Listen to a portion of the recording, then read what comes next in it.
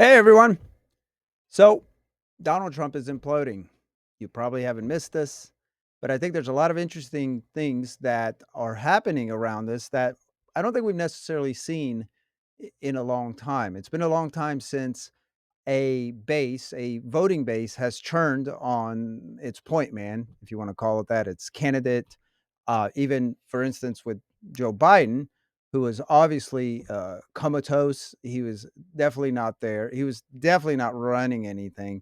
The Democrat base largely went along. There was no inner party revolt. I mean, there were some rumblings. There was a little bit of friction. But what you have happening right now within the Republican voting base, within the MAGA voting base, I haven't seen since I've been paying attention. I'm not as old as some of my colleagues and whatnot, but I think it's safe to say that it's rare. It's rare to see a president basically lose his core supporters, and that's what we're watching with Donald Trump. It's very fascinating.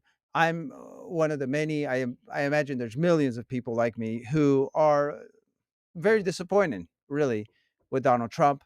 I know that some of my liberal friends and whatnot, they're like, "It took you guys long enough." It's like I'm not gonna I don't think what they're saying, what they're accusing of us is necessarily what's happening because they're saying that this always been the case. It wasn't always the case. It hasn't always been the case. In this administration, this administration is more interventionist than the previous one was.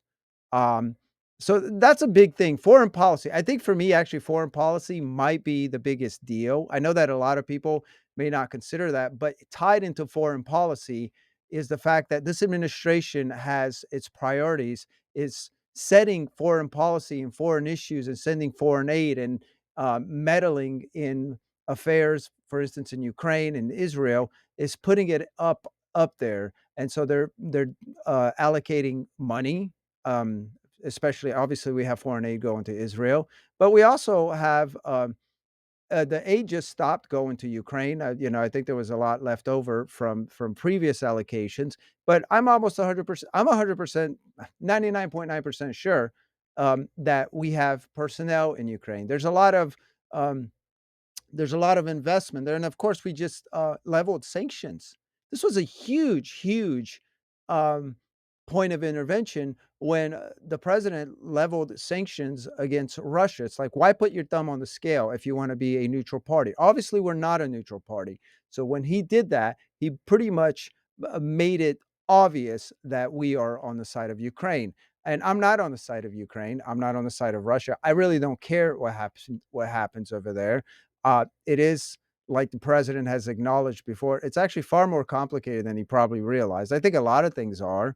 Um, and I'm starting to come around to the fact that I'm getting my answer as far as I used to wonder, like a lot of people, and maybe some still do, as far as to is Trump some sort of like weird genius, or is there some genius to him that we haven't seen, or is he as dumb as erratic as he sometimes seems? And so I think both of those things are true, but I think more or less he um he really doesn't know what's. I think he's geez, how do I put this nicely? I think there are a lot of times that he's just dumb. I think he's being stupid, not necessarily because he's inherently stupid, but because his personality, he's fast, he moves fast, he's kind of erratic. He has this undisciplined nature about him where he can't settle down. He shoots from the hip. He always has to feel like he's moving and making a deal, whatever. So he has this way that he's operated. It seems like most of his life. That's very it's very loose, and he's never been a studier. He's not one to really dive into issues and things like that.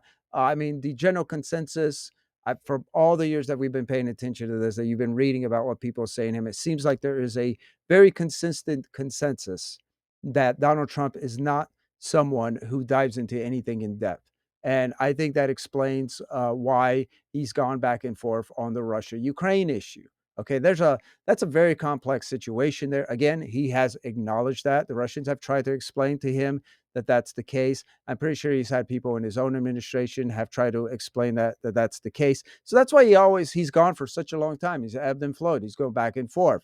Now he's listening to what Putin's saying. So then he's saying, he's he's chiding Zelensky. Then months later, he's more on the side of Zelensky. But there was never a whole lot of movement as far as acknowledging, even though he acknowledged that, for instance, NATO was kind of the central issue there for the Russians anyway.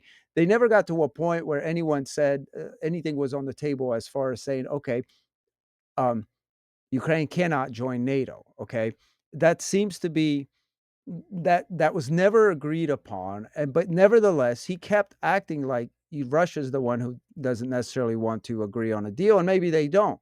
I know I'm not I don't care. I don't think Russia's necessarily a good guy. I certainly don't think Ukraine's a good guy. Who's worse? I don't know. I think they're both really corrupt. I wrote a piece not too long ago showing that everything that Russia is accused of doing, which they are doing, Ukraine is accused of doing. Um, Russia is accused of having a dictator as a leader for not holding fair elections, which is almost surely accurate. Uh, that's actually what's been happening in Ukraine. They haven't had elections. They froze all elections, and when they implemented martial law when Russia invaded in 2022. So they not only can't have an election for a president, they can't have elections for parliament. So the people there are stuck with the same people. So even if they wanted a change in in their policy, what are the chances that they're going to do that? Because they are stuck with the same people. Okay. The Ukrainians are also jailing priests, Orthodox priests, especially. They're saying that they're Russian sympathizers and whatnot. And even if that were true, that's very undemocratic, as they tell us. And there's a slew. I mean, they've killed journalists. Gonzalo Lira. They killed him. They threw him in jail for speaking out against Ukraine, and then he ended up dying in there. I mean, everything that Ukraine has done, everything that Russia is accused of doing, Ukraine has done. There's no good guys in that situation. But nevertheless, for whatever reason, Donald Trump has failed to deliver on this promise that we are going to stay out of the affair out of foreign affairs. I know that we're selling weapons to NATO, who's giving him, and Trump says, that's okay. That's okay because we're making money or whatever. I I guess maybe or whatever, but that's not all we're doing. Again, we leveled sanctions against Russia. Okay. So I think a lot of common sense MAGA Americans would prefer that we just not have anything to do with that. Let that thing settle itself out. The Europeans obviously want us uh, in, they want us mired in there. They want us involved because um, I think I think some of the people who are saying that they're trying to start a war with the Russians and finish what they started decades ago, which was basically to encircle Russia and eventually break it up into three federations, is their ultimate goal. Okay, this idea that Russia is going to march across Europe and take the rest of it over is so bizarre and stupid. It makes no sense. Russia has been mired in Ukraine for 3 years. More yeah, 3 years, more than 3 years. How in the world are they gonna march next to Poland? Poland's been armed to the teeth. They've been getting ready. The coalition of Scandinavian countries, they've been training. They're coming together and they're getting ready. The Germans are putting a lot of money into their militarism. And remember that the French have have nuclear weapons as well. I think the English do, the UK, those folks out there in the UK and whatnot. So they're like Russians aren't going anywhere. They're not marching across the country. It's horseshit. Okay, all that stuff. What it is they're trying to make it seem like Putin is this big bad bully who's scary and he's gonna go all the way across in order to build support for uh, to help the Europeans out if they decide to jump in. Anyway, that was something that I would say the MAGA base wanted nothing to do with. We we didn't want to do. We wanted out of that. So there's one major promise that Trump has failed to deliver, and staying on the foreign policy. There's also the fact that we continue to give foreign aid to Israel, who's a country that's doing pretty well, who's doing pretty well. But on top of that, and this is where I think a lot of people are really ticked off about, is the fact that they simply do not agree with Israel's campaign in Gaza, if you want to call it that. A lot of them use the word genocide. I'm kind of on the fence about it, but I could see how they say that. I mean, they kill tens of thousands of women and children. And it's not like they dropped a bomb and, a big bomb or something like that, and it just happened once or whatever. Like, they did this for, like, it was just this grueling campaign where they did it for years. They just kept bombing, taking down every building, everything. And it's like they knew day after day, that they were killing women and children. Day after day, that the more they bombed, the more they went over there, that they rendered people homeless and hungry, and they just kept doing it, just kept doing it. And it seems like I'm under the suspicion that they probably could have done it a different way. And one of the reasons I think that is, for instance, if you remember when they attacked Iran and they went after their leadership, they tried to decapitate, and I think they actually largely succeeded, decapitate their leadership. One of the things they did is, and you saw footage of this, is uh, they lobbed the missile in the exact apartment of one of those leaders. They didn't take the whole building down. They didn't blow up anything. It was that precise.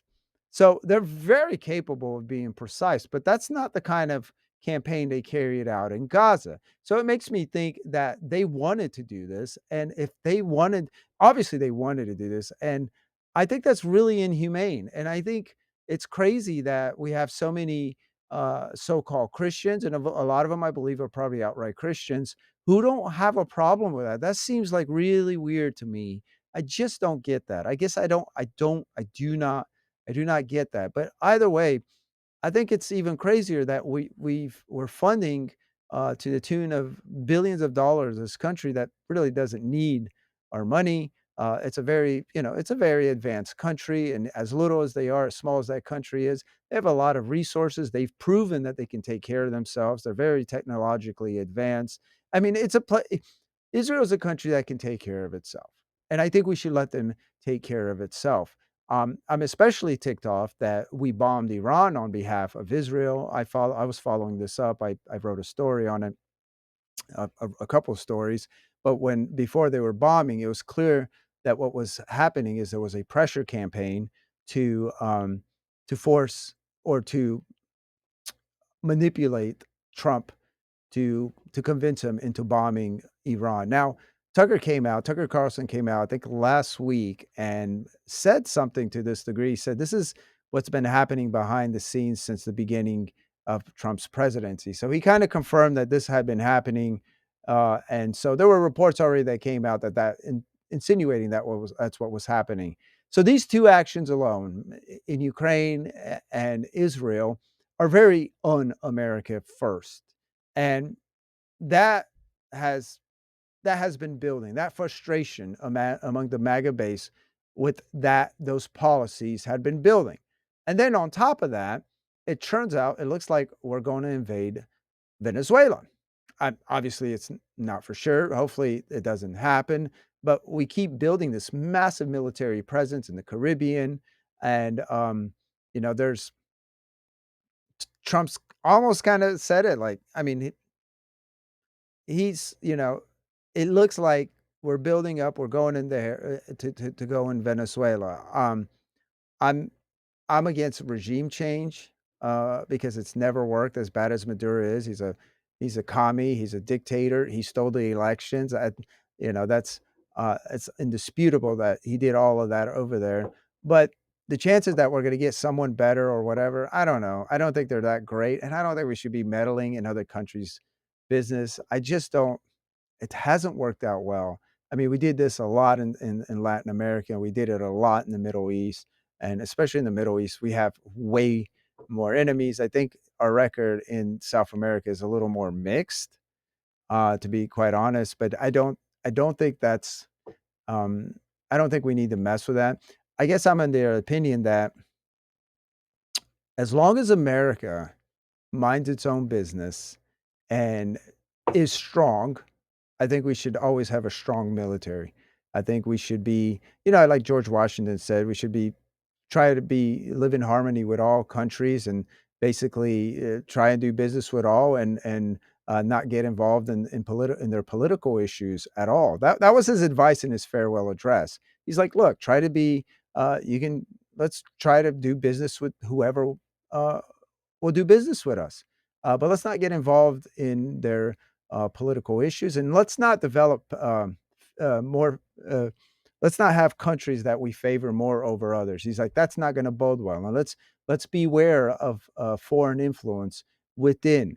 I mean, he said all these things, and they're all so relevant today. And of course, Trump has ignored all of them.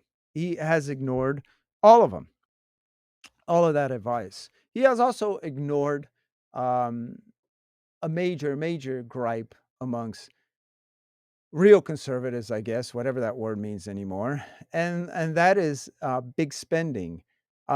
Conservatives, and, Republicans, when they're out of power, they like to rant on and on about how the Democrats have these massive spending bills, these big omnibus bills where they shove everything into one big bill, and you're forced to either vote for it all or not.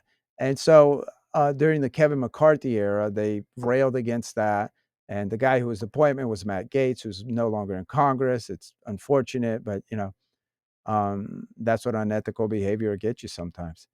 It'll get you thrown out of Congress, or at least bow out of Congress before we find out what you've been up to. But anyway, so they were all on board with that. And then Trump comes along and he has this one big, beautiful bill, and it's massive. And the only people to stand against it, as far as Republicans, consistently anyway, were Thomas Massey and Rand Paul, who, by the way, he's going after now, along with Marjorie Taylor Greene, who has had enough of this as well. And so those three are being attacked now by Trump. So that's another thing that he's doing, that I think a lot of the MAGA base, the MAGA faithful, are like, wait a minute, this isn't right. This isn't right. These people are actually they're more America first than the president. They're more America first. And that's interesting, because I think he senses that's the case. I think he senses that there's a lot of, or maybe has seen it outright, the chatter that Thomas Massey is more America first. Thomas Massey, he's kind of like um, he's kind of taking all the arrows, or at least he took him and Rand Paul, but even him more than Rand Paul this year. He took a lot of arrows. And so there was a lot of rumblings, a lot of memes going around about how Thomas Massey's more America first, which um, I think got to Trump, because just not too long ago, he was on the Ingram angle with Laura Ingram on Fox. And he said, "Don't forget, MAGA was my idea. MAGA was nobody else's idea. I know what MAGA wants better than anyone else," he said. And MAGA wants to see our country thrive. I mean, that's true. MAGA does want to see our country thrive, but I think it's really crap. I don't, it's kind of ignorant. I think he's ignorant. I think this is another one of those instances where I think he believes what he believes, as ignorant as it sounds. To think that he's MAGA, I mean, all MAGA is an ideology that our leadership class should do, should carry out policies, and should have principles that prioritize America and the Americans within America above all else. That's it. That's really all it is. And so that means that um, we should stop this crazy deluge of third world immigrants from coming into our country. We cannot let the country be diluted with third world immigrants, or with people who essentially they have very little to offer. I think we have enough manual labor and whatnot, and especially now when we have a problem from within.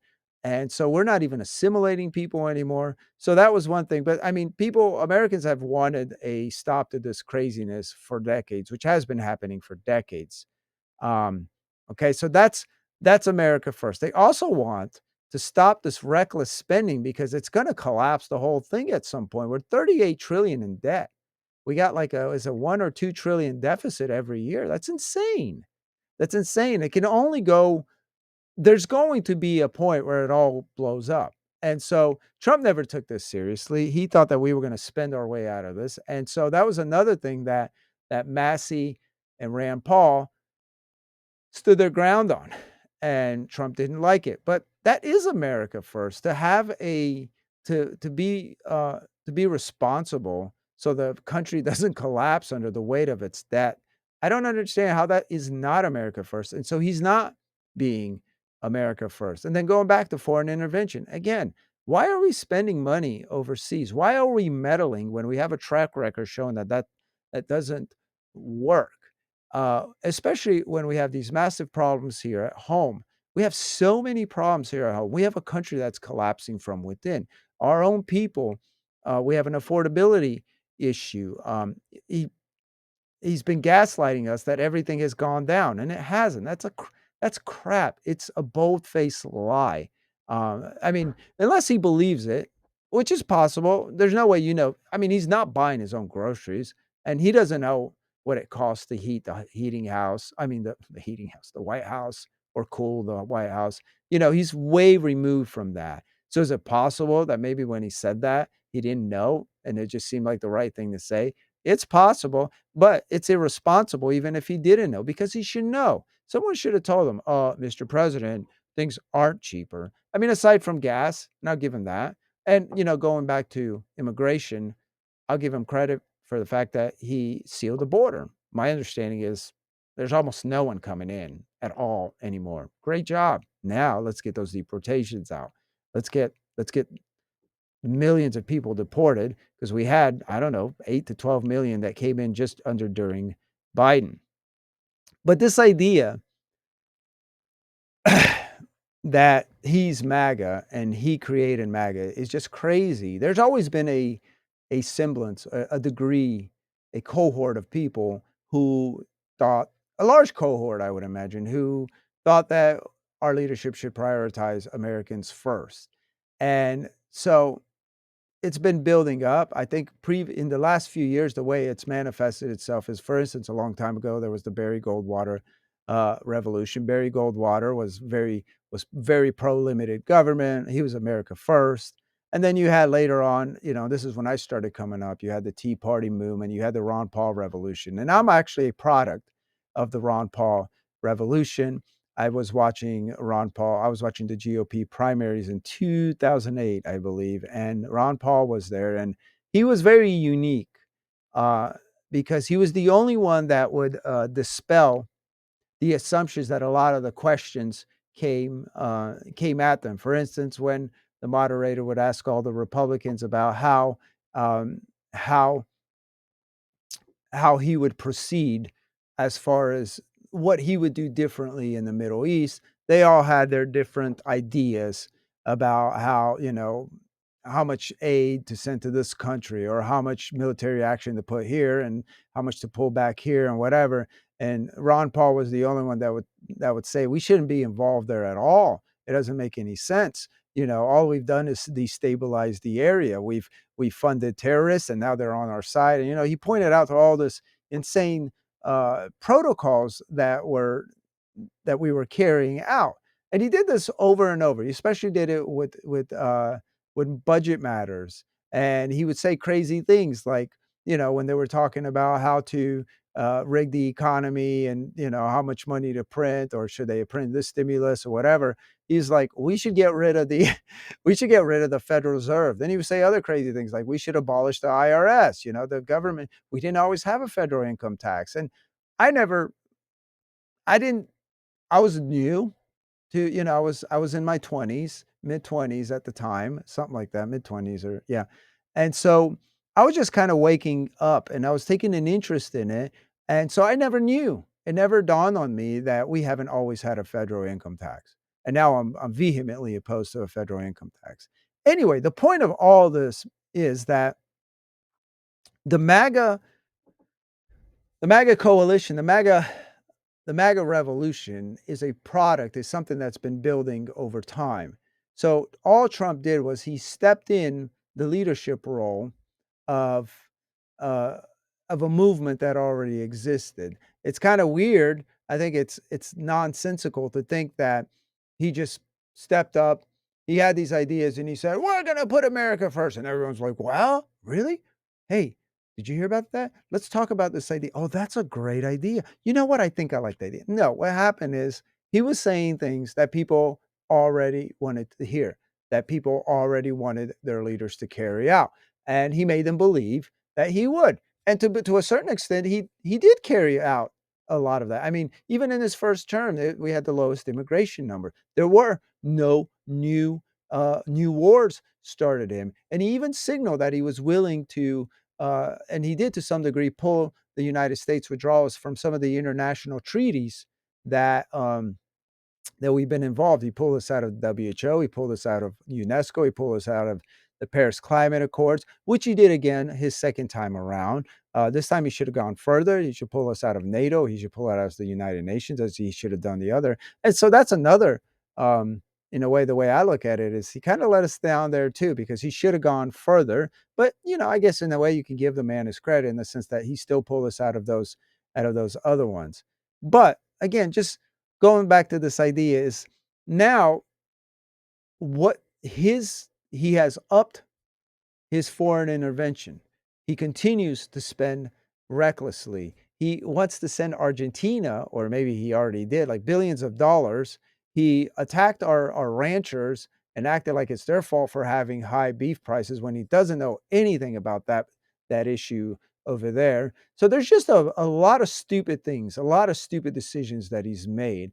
And some are guessing that what's happening is his chief of staff, Susie Wiles, who was always suspect, is kind of basically blocking the MAGA agenda, and she's not giving access to the right people, and she's giving access to the wrong people. And maybe that explains why he endorsed Lindsey Graham, a despicable human being who is a war hawk, total neocon, and yet he attacks Thomas Massey, Rand Paul, Marjorie Taylor Greene.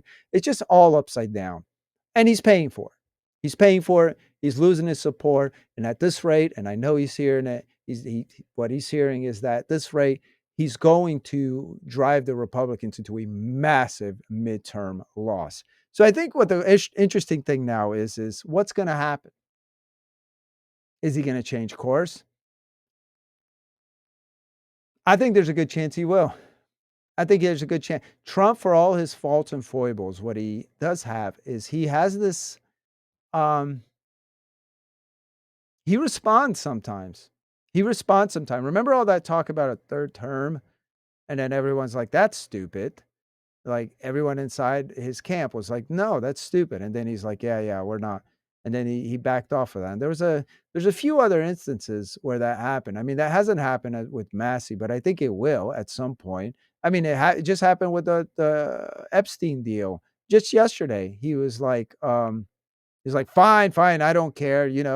I want Republicans to vote on that resolution to release all Epstein files from the DOJ." I think that's more or less has to do with the fact that he had realized that he wasn't gonna stop it anyway, so he wanted to maybe make it look like it happened because he gave it permission. He's that kind of person.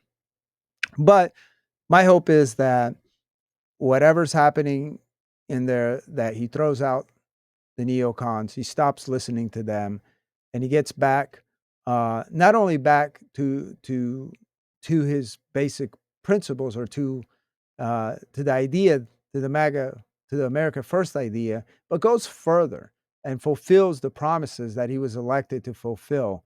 Because if he doesn't, he's out. He's not. He's going to leave a terrible legacy. He's going to cost the Republicans massive losses in 2026, and he's going to cost whoever's running uh, in 2028, whatever Republicans running, a chance to win.